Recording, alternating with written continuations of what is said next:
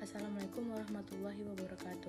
Puji syukur atas kerana Allah Subhanahu wa Ta'ala, yang mana pada kesempatan kali ini masih diberikan kesehatan untuk kita semua.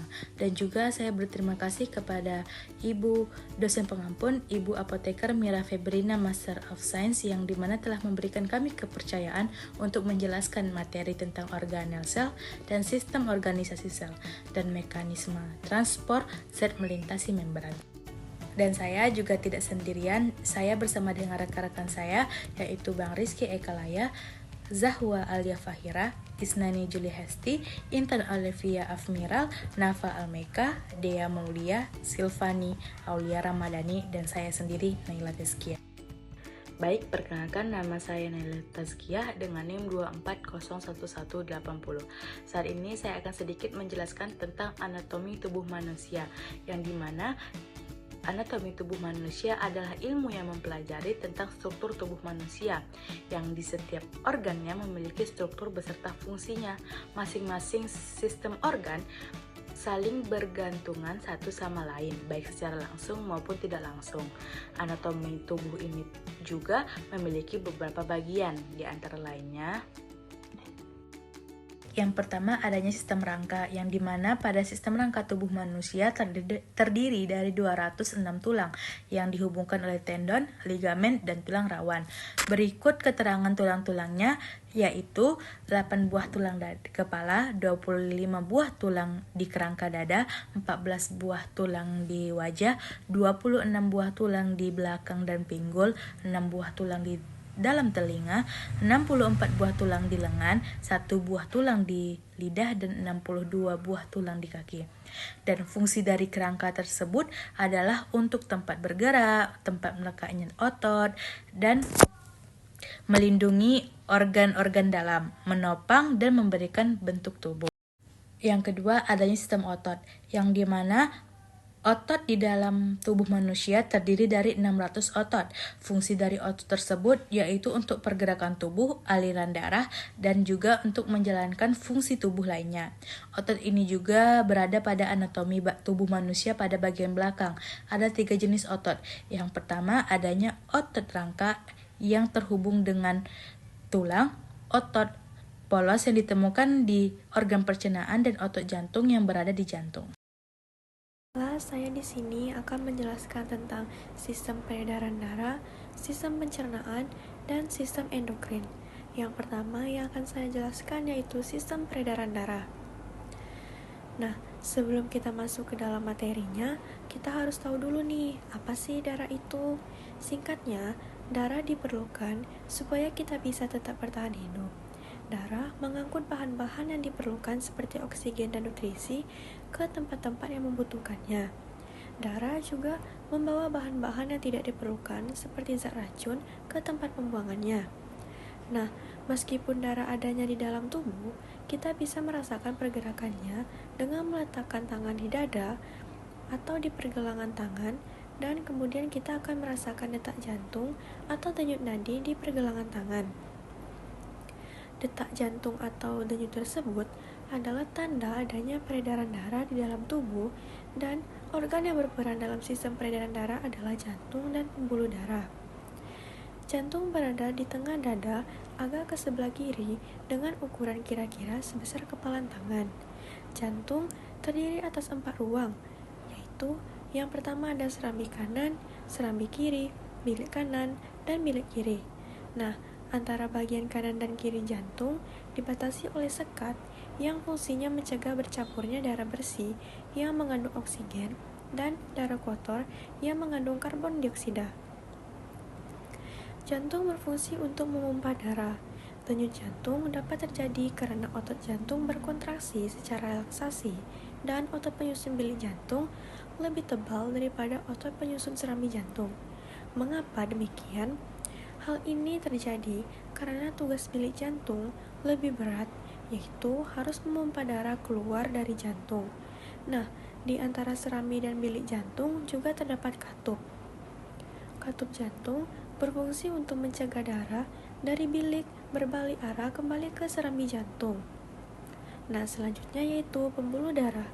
Pembuluh darah adalah saluran tempat di mana darah mengalir. Berdasarkan arah aliran darah, pembuluh darah ini dibagi menjadi dua jenis, yaitu pembuluh nadi atau arteri dan pembuluh balik atau vena. Nah, pembuluh nadi adalah pembuluh yang membawa darah keluar dari jantung. Pembuluh nadi ini biasanya membawa darah bersih yang kaya akan oksigen. Nah, pembuluh nadi yang terbesar disebut dengan aorta. Sedangkan pembuluh balik yaitu pembuluh yang membawa darah kembali ke jantung. Pembuluh balik biasanya membawa darah kotor yang kaya akan karbon dioksida. Pembuluh balik atau vena ini memiliki banyak katup di sepanjang pembuluhnya agar darah tidak bisa berbalik arah. Pembuluh arteri dan pembuluh vena memiliki banyak cabang ujung dan cabang pembuluh yang terkecil disebut dengan pembuluh kapiler. Pembuluh kapiler ternyata berdinding tipis dan berpori untuk memudahkan pertukaran zat antara darah dan sel-sel tubuh. Nah, sistem peredaran darah ini sangat penting loh bagi tubuh. Contohnya, yang pertama itu ada mengedarkan darah ke seluruh tubuh, terus ada melindungi tubuh melalui sel darah putih untuk melawan kuman yang telah masuk ke dalam tubuh, dan ada juga untuk mempertahankan homeostasis atau keseimbangan kondisi tubuh pada kondisi internal. Kemudian materi selanjutnya yaitu sistem pencernaan. Apa sih organ pencernaan? Organ pencernaan terlihat seperti saluran panjang dari mulut hingga anus. Nah, saya akan bahas satu persatu. Pertama adalah rongga mulut. Di dalam rongga mulut ada gigi, lidah, dan ludah. Gigi berfungsi dalam pencernaan fisika, yaitu untuk menghancurkan dan menghaluskan makanan. Gigi terbagi menjadi beberapa jenis, yaitu yang pertama ada gigi seri untuk memotong makanan, yang kedua ada gigi taring untuk merobek makanan, dan yang ketiga ada gigi geraham untuk mengunyah makanan. Kemudian lidah berfungsi untuk mengatur letak makanan dan membantu menelan makanan. Lidah juga berfungsi sebagai indera pengecap. Kemudian selanjutnya ada ludah. Ludah ini berfungsi untuk membasahi makanan. Yang kedua ada kerongkongan. Kerongkongan merupakan saluran makanan yang menghubungkan mulut dengan lambung. Panjang kerongkongan ini sekitar 25 cm. Yang ketiga itu ada lambung. Lambung berbentuk seperti kantong yang terletak di dalam rongga perut agak ke sebelah kiri, tepat di bawah sekat diafragma. Dinding lambung akan mengeluarkan getah lambung yang mengeluarkan asam klorida dan enzim yang berfungsi mematikan mikroorganisme yang masuk bersama makanan. Kemudian yang keempat itu ada usus halus. Usus halus merupakan saluran pencernaan terpanjang, yaitu sekitar 3 hingga 5 meter. Usus halus terdiri dari 3 bagian, yaitu usus 12 jari, usus kosong, dan usus penyerapan. Pencernaan kimiawi di usus halus ini dibantu dengan enzim yang dihasilkan oleh usus halus sendiri, pankreas, dan empedu. Zat atau enzim yang berperan dalam usus halus adalah garam empedu yang berperan sebagai membantu pencernaan lemak. Kedua ada enzim tripsin yang berfungsi untuk memecah protein menjadi asam amino. Kemudian ada enzim lipase yang berfungsi untuk mencerna lemak menjadi asam lemak dan gliserol. Kemudian ada enzim amilase yang berfungsi untuk mencerna zat tepung. Nah, kemudian terakhir itu ada usus besar. Usus besar ini berfungsi untuk membusukkan sisa-sisa pencernaan dari usus halus menjadi feses dengan bantuan bakteri Escherichia coli, serta mengatur kadar air dalam feses. Terakhir adalah anus. Anus berfungsi untuk mengeluarkan feses dalam tubuh, dan proses pengeluaran feses ini disebut dengan defekasi. Nah, yang selanjutnya itu ada sistem endokrin. Sistem endokrin ini disebut juga sebagai sistem hormon. Jadi, apa sih sistem endokrin itu? Sistem endokrin adalah sekumpulan kelenjar dan juga organ yang mampu memproduksi hormon. Jadi, hormon ini nanti akan dihasilkan oleh kelenjar yang disebut sebagai kelenjar endokrin atau kelenjar buntu. Mengapa disebut kelenjar buntu?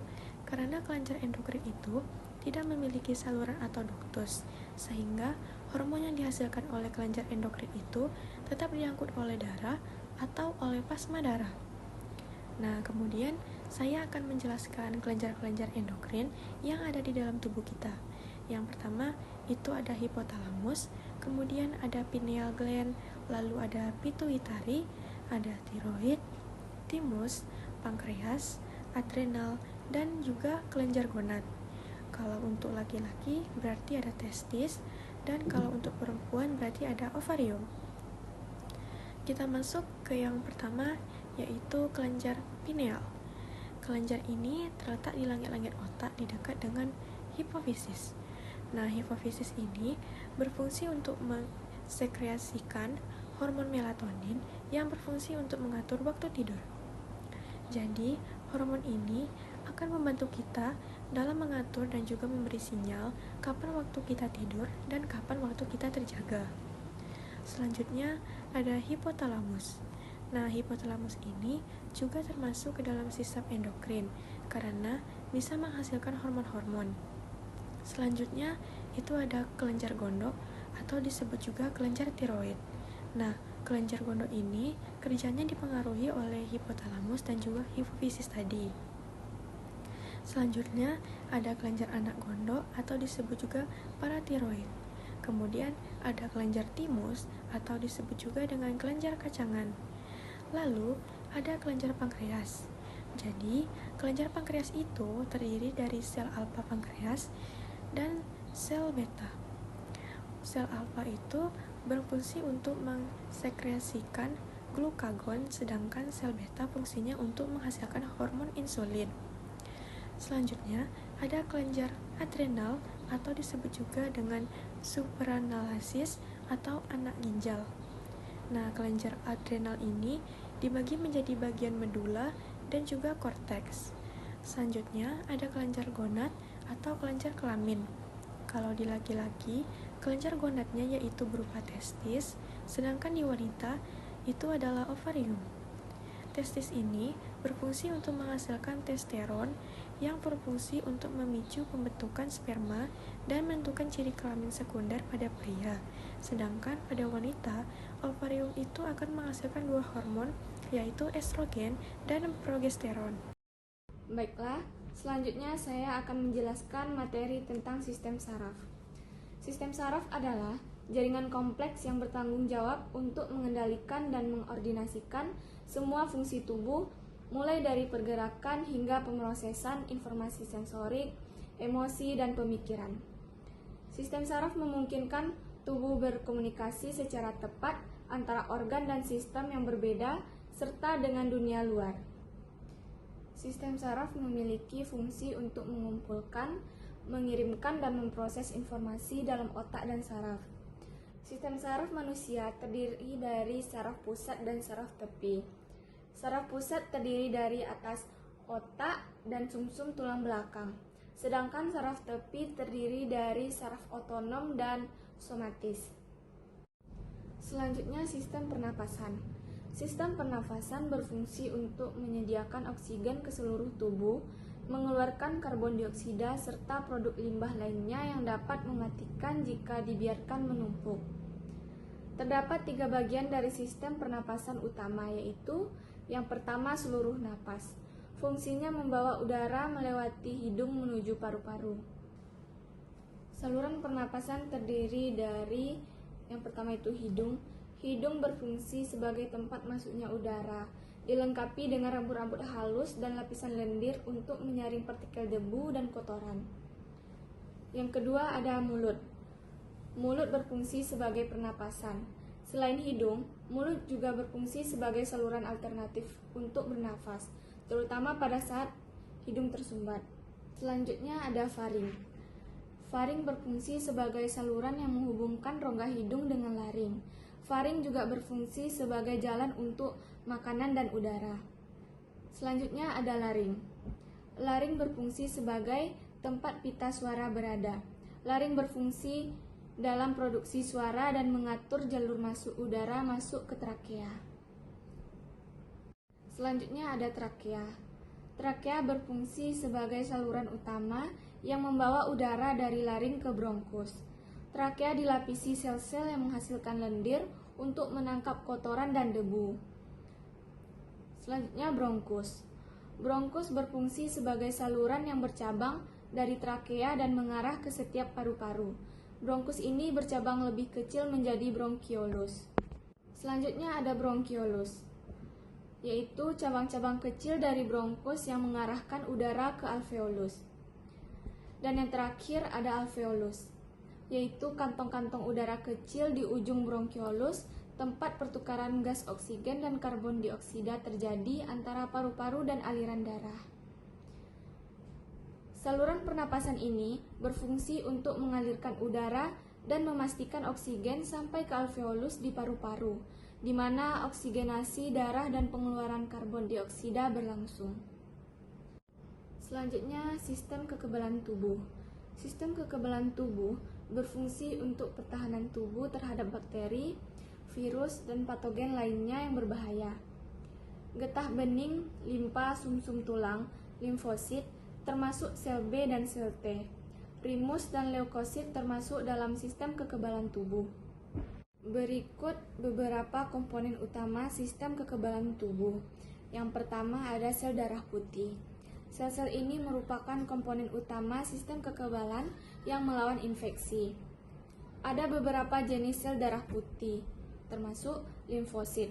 Limfosit yaitu terdiri dari sel B, sel T, dan sel pembunuh alami yang berperan dalam mengenali dan menghancurkan patogen. Yang kedua ada fagositosis. Sel-sel seperti makrofag dan neutrofil yang menelan dan mencerna partikel asing. Yang ketiga ada antibodi, yaitu protein yang diproduksi oleh sel B untuk mengenali dan menetralkan patogen spesifik. Mereka menandai patogen agar bisa dihancurkan oleh sel-sel lain. Yang keempat ada sistem komplement, yaitu sekumpulan protein dalam darah yang membantu menghancurkan mikroorganisme dengan cara merusak dinding sel patogen. Yang kelima ada limfa, yaitu bagian dari sistem limfatik tempat limfosit matang dan diproduksi. Kelenjar dan getah bening berperan dalam menyaring patogen dan partikel asing. Yang ketujuh ada tulang sumsum, yaitu tempat produksi sel darah putih, termasuk limfosit dan sel-sel lain yang berperan dalam kekebalan tubuh. Kedelapan ada timus, organ tempat sel T matang dan siap untuk melawan infeksi. Kesembilan ada limpa, yaitu organ yang berperan dalam menyaring darah dan menghancurkan sel darah merah yang sudah tua, serta menampung sel darah putih yang melawan infeksi. Selanjutnya jenis kekebalan tubuh. Jenis kekebalan tubuh yaitu ada 4. Yang pertama ada kekebalan bawaan, kekebalan adaptif, kekebalan aktif, dan kekebalan pasif. Selanjutnya fungsi sistem kekebalan tubuh. Fungsi sistem kekebalan tubuh ada 3. Yang pertama yaitu melindungi dari infeksi, karena sistem kekebalan mengenali mikroorganisme berbahaya dan melawannya sebelum menyebabkan infeksi serius. Yang kedua, mengidentifikasi dan menghancurkan sel abnormal, yaitu sistem kekebalan dapat mengenali dan menghancurkan sel tubuh yang bermutasi menjadi kanker atau yang telah terinfeksi serius. Dan fungsi yang terakhir, mengingat patogen sebelumnya, yaitu setelah infeksi atau vaksinasi, sistem kekebalan membentuk memori, sehingga dapat merespon lebih cepat jika terpapar patogen yang sama di kemudian hari. Sekian materi dari saya. Materi selanjutnya akan dilanjutkan oleh rekan saya.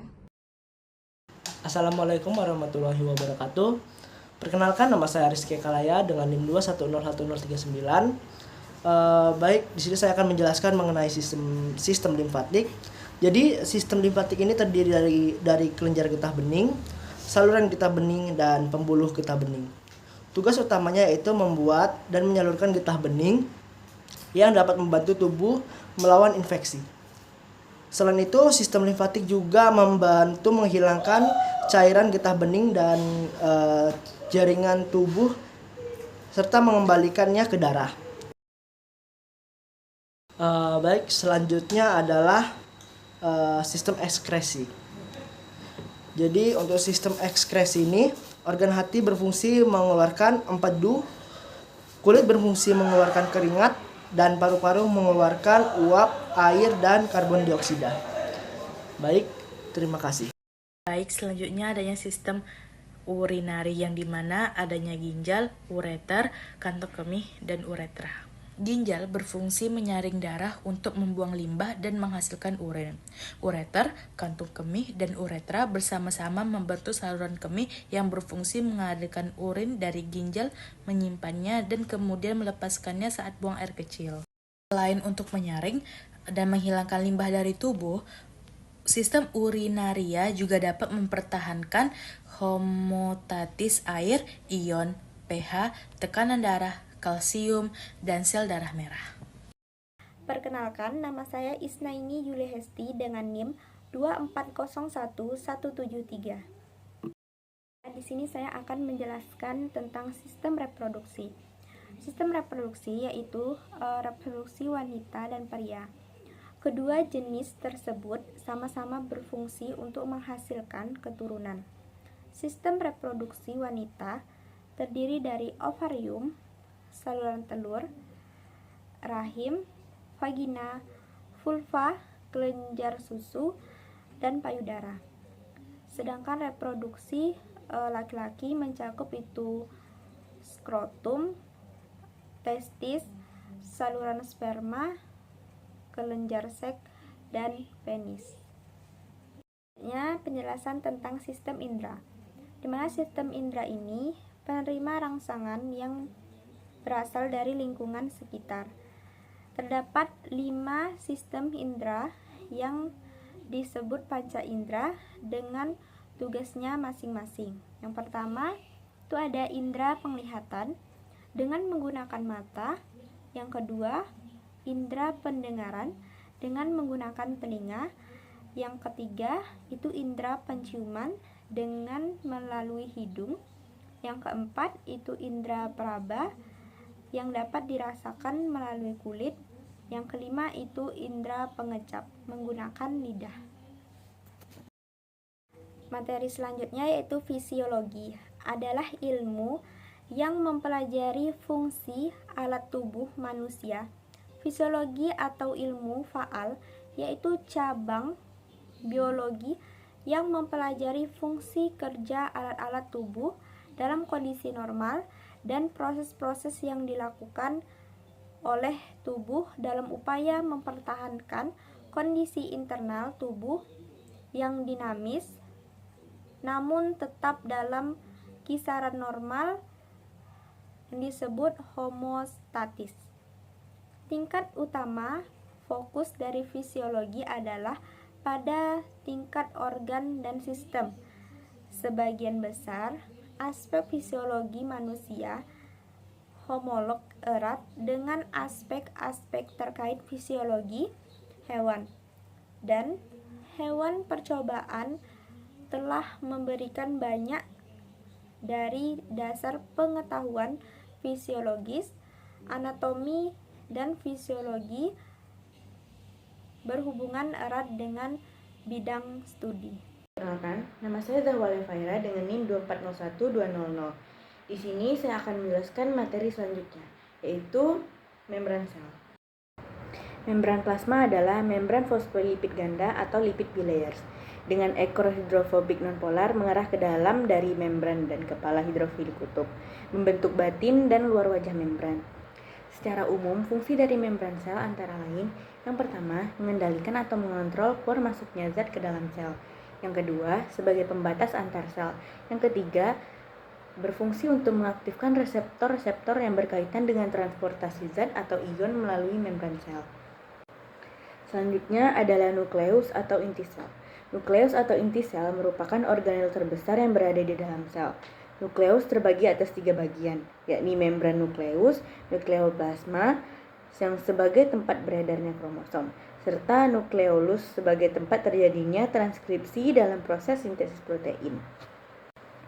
Tiap-tiap unitnya hampir mirip dengan membran sel, yaitu merupakan 2 lapis membran trilaminar, tetapi tidak mempunyai mukopolisakarida.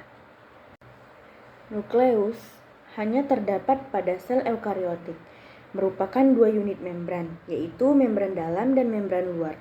Membran dalam langsung membungkus inti, sedangkan membran luarnya berhubungan langsung dengan retikulum endoplasmik granuler. Selanjutnya adalah mitokondria. Mitokondria adalah benda berbentuk O atau berbentuk seperti tongkat, yang ukurannya sekitar antara 0,2 sampai 0,5 mikrometer. Mitokondria merupakan organel penting karena fungsinya yang sudah jelas. Mitokondria mengandung enzim-enzim yang melakukan oksidasi dan mensintesis ATP pada proses respirasi seluler. Jadi, mitokondria mengubah energi potensial berbagi makanan untuk menjadi energi potensial yang disimpan di dalam ATP. Di sini saya akan menjelaskan tentang RE atau retikulum endoplasma. Retikulum endoplasma merupakan organel yang berfungsi dalam proses transportasi protein. Nah, di dalam RE ini dibagi menjadi 2, yang dimana yang pertama ada retikulum endoplasma kasar atau disebut dengan RE kasar. Yang kedua ada retikulum endoplasma halus atau yang disebut dengan RE halus. Yang pertama itu ada retikulum endoplasma kasar atau RE kasar. RE kasar ini adalah organel luas yang terdiri dari kantung-kantung tertutup yang sangat berbelit-belit tetapi agak pipi yang bersebelahan dengan membran nukleus. Disebut RE kasar karena permukaan luarnya permukaan yang bersentuhan dengan sitosol dipenuhi dengan ribosom. Nah, seperti gambar yang terletak di bawah yang berwarna merah. Nah, ini disebut ribosom terikat membran dan melekat erat pada sisi sitosol luar RE. Sekitar 13 juta ribosom terdapat pada RE dalam sel hati rata-rata. RE kasar ditemukan di seluruh sel tetapi kepadatannya lebih tinggi di dekat nukleus dan aparatus Golgi. Nah, sudah jelaskan teman-teman kenapa dia disebut seperti RE kasar, karena dia dipenuhi dengan ribosom. Nah, yang dimana terlihat di gambar yang berwarna merah, ribosom itu yang bintik-bintik berwarna hitam. Yang kedua ada retikulum endoplasma halus. Retikulum endoplasma halus ini lebih berbentuk tabung daripada RE kasar dan membentuk jaringan penghubung subkompartemen. Retikulum endoplasma ditemukan terdistribusi secara merata di seluruh sitoplasma. Seperti gambar di bawah, yang dia terlihat seperti mulus, tidak ada bintik-bintik. Nah, retikulum endoplasma halus tidak dipenuhi ribosom sehingga disebut RE halus. Tidak seperti RE kasar. Kalau RE kasar dia dipenuhi dengan ribosom, sedangkan RE halus tidak dipenuhi dengan ribosom. Karena itu dia disebut dengan RE halus. Nah, RE halus hampir secara eksklusif ditujukan untuk pembuatan lipid dan dalam beberapa kasus untuk metabolisme lipid dan produk terkait. Misalnya pada sel hati, RE halus memungkinkan glikogen yang disimpan secara granula pada permukaan luar RE halus dipecah menjadi glukosa. RE halus juga terlibat dalam produksi hormon steroid di korteks adrenal dan kelenjar endokrin. Ada badan Golgi. Badan Golgi atau aparatus Golgi adalah sekelompok kantung gepeng, umumnya berbentuk kantung-kantung pipi, kadang-kadang berbentuk vesikel kecil atau vesikel besar. Aparatus Golgi jumlahnya sangat menonjol pada sel-sel yang aktif bersekresi. Protein yang disintesis oleh RE dipindahkan ke dalam badan Golgi. Protein-protein ini terkumpul di dalam kantong-kantong sampai kantong-kantong ini penuh dengan protein. Kantong-kantong tersebut dapat berpindah ke permukaan sel dan mengeluarkan isinya keluar. Pada sel-sel yang tidak mempunyai kutub atau tidak jelas aplikal basalnya, badan Golgi tersebut di dalam sitoplasma. Yang kedua ada vesikel. Vesikel atau badan lain dalam makromolekul sitoplasma bergerak melintasi membran plasma. Jenis transportasi vesikular termasuk eksitosis yang menggambarkan proses fusi vesikel dengan membran plasma dan melepaskan isinya keluar sisi sel. Proses ini terjadi ketika sel menghasilkan zat untuk didistribusikan. Endositosis yang menggambarkan zat luar sel ketika membran plasma menyatu untuk menelan. Sikap selanjutnya memasuki sitoplasma tertutup dalam sebuah vesikel. Selanjutnya adalah endosom. Endosom adalah organel membran sel yang terlibat dalam proses pengangkutan dan penyortiran material yang diambil dari lingkungan sel melalui endositosis.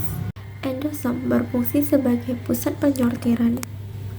Molekul-molekul tertentu akan dikirim ke lisosom untuk didegradasi. Sementara molekul lainnya akan dikembalikan ke membran plasma atau diarahkan ke bagian lain dalam sel.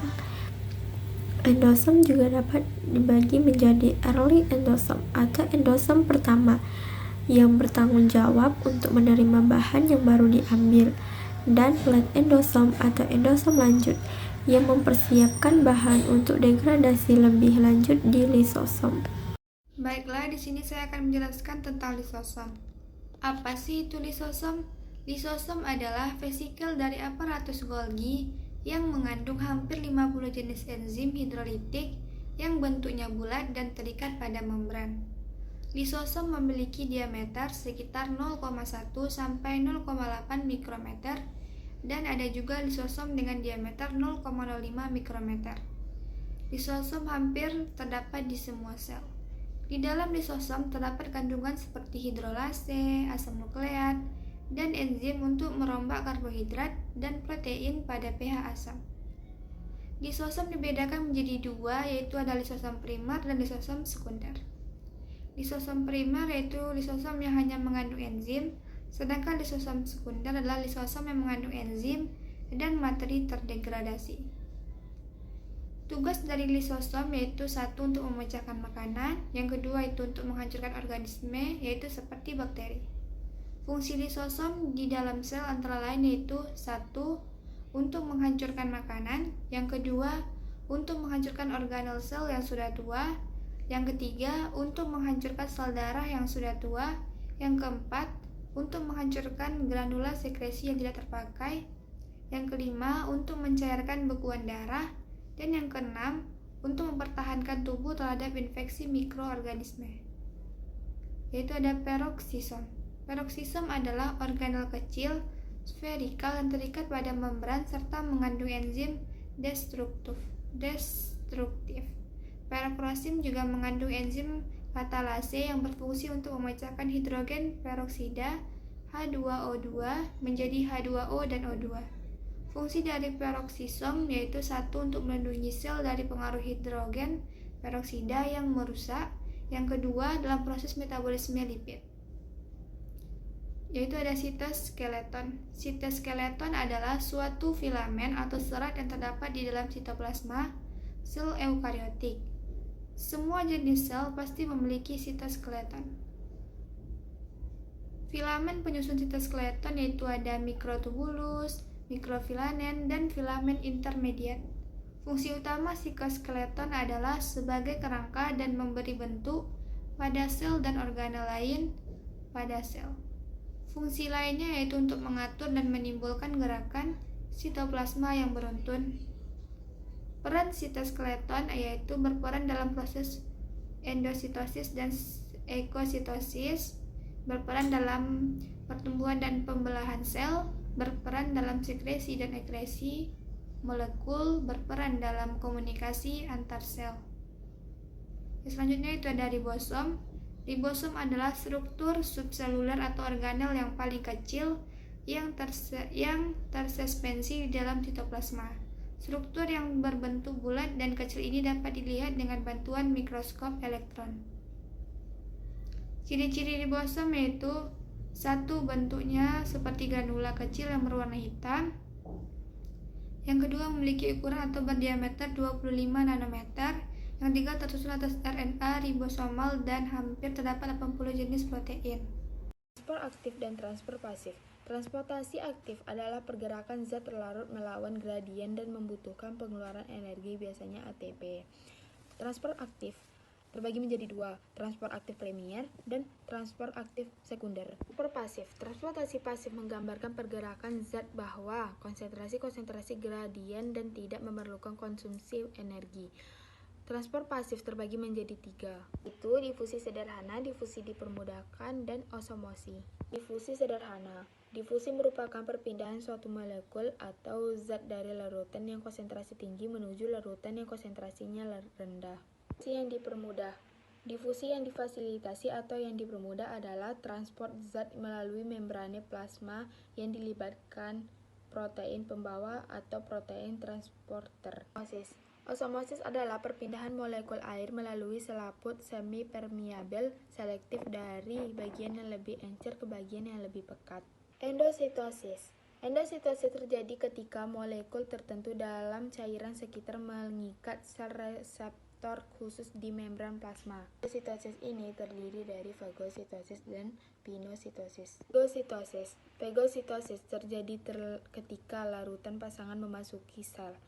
Fago sama arti memakan, berarti menelan sesuatu zat padat yang besar dengan cara melipat membrane plasma untuk membentuk suatu vesikel fagostik. Pinositosis terjadi ketika plasma membran lipatan ke dalam untuk membentuk saluran yang memungkinkan telur untuk masuk ke dalam sel. Pinositosis sama dengan arti meminum, berarti menelan tetesan kecil cairan ekstraseluler yang mungkin mengandung nutrien yang sudah terurai dan masuknya ke dalam sel.